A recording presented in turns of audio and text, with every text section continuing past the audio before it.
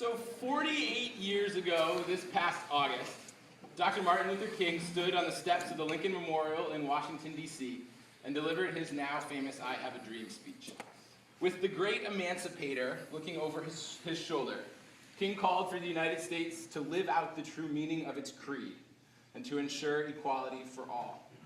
Since August 28, 1963, we as a nation have been searching for that moment when we can definitively say that King's dream has been realized.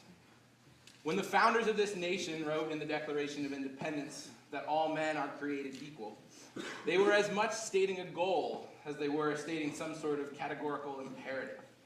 It is less about the final realization and more about the process. Dr. King wrote, quote, "Take the first step in faith. You don't have to see the whole staircase. Just take the first step." Someday, God willing, we will be a nation actively living out the true meaning of our creed, but until that day, we must take conscious steps. And as a community today, we take a valuable step. Last week, Max, Elliot, Abigail, and myself sent out a survey, and I would venture to guess that some of the questions were easy to answer, and some made people extremely uncomfortable. In today's society of political correctness, we have become accustomed to focusing only on those things that make us all the same. After all, the United States is said to be the great melting pot. With enough heat and stirring, we can melt away the difference and produce a homogeneous population. With the difference gone, we hope, so too will be the inequality, and King's dream will have been realized. If only it were that easy. In the natural world, the strength of an ecosystem is measured by its biodiversity, and the same goes for the human species. Our strength comes not from our homogeneity, but from our diversity. Marianne Williamson wrote in her book, A Return to Love, Reflections on the Principles of A Course in Miracles. She says, "It is, quote, our light, not our darkness, that most frightens us. We ask ourselves, who am I to be brilliant, gorgeous, talented, fabulous? Actually, who are you not to be? Your playing small does not serve the world. There is nothing enlightened about shrinking so that other people won't feel insecure around you. We are all meant to shine." In honor of Dr. King's legacy, and as a step towards realizing his dream, we are spending an entire day exploring the different ways in which we all shine. Like the marchers in Birmingham faced the fire hoses, today we will address race, class, gender, sexual preference, and more in the same manner, head on. Dr. King wrote, quote, "The ultimate measure of a man is not where he stands in moments of comfort and controversy, of comfort and convenience, but where he stands at times of challenge and controversy." Today you will talk about challenging topics, and I know there will be controversy.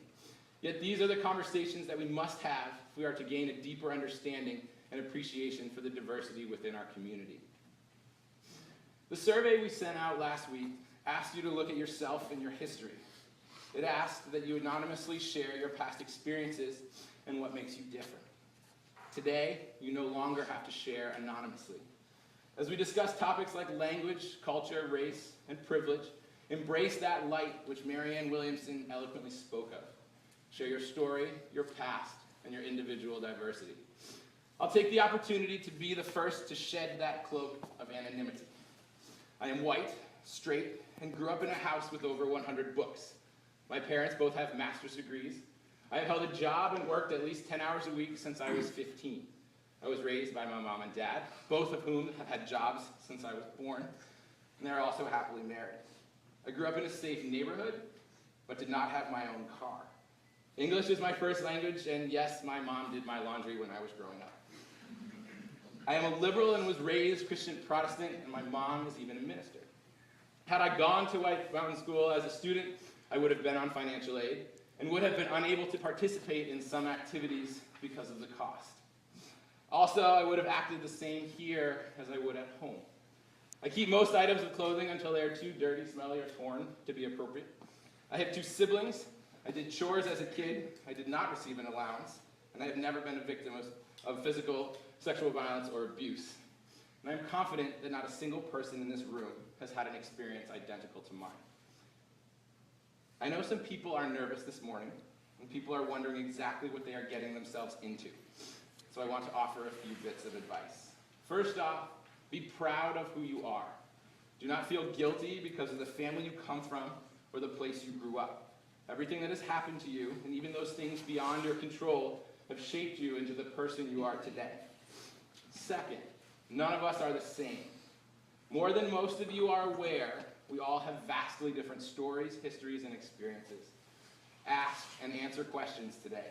Take advantage of every opportunity to learn about each other. Lastly, remember that basic rule of ecology. Biodiversity strengthens ecosystems. The ways in which we are different ultimately make our communities stronger. I know that this faculty and student leaders and organizers are incredibly excited for today, so have a fantastic day.